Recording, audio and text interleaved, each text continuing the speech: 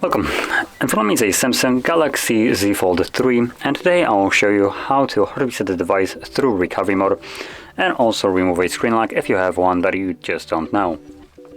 Now, going quickly over this, normally if you try to turn off the device when it has a screen lock, as you can see I do have right now, so just simulate me trying to turn it off.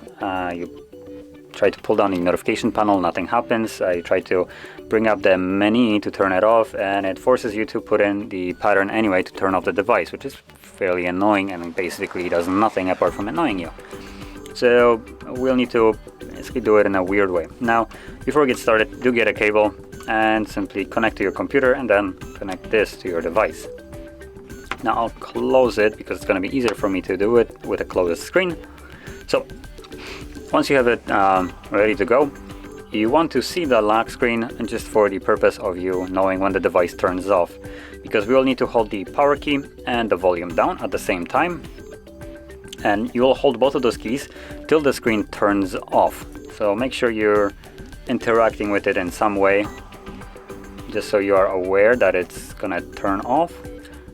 Power key, volume down, and once it turns off, switch to power key, volume up.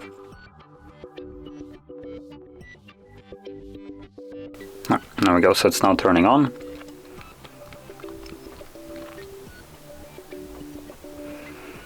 And as you can see, we're now in the recovery mode. So quickly going over this again, you want to see the lock screen just so you know when the screen turns off, meaning when the device itself will turn off, because the timer for the screen timeout is quicker than the shut off, the hard reboot of the device when you're holding those keys, the power key and volume down. So when you're interacting with it, you will exactly know when the screen turns off, meaning when the phone turns off.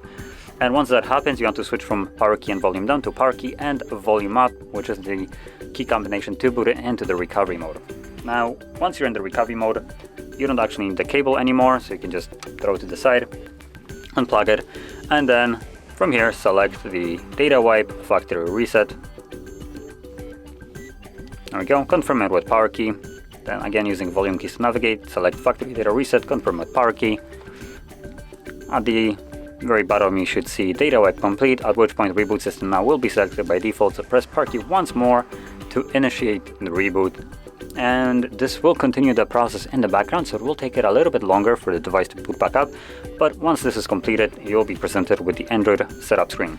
So I'll be back once that is visible.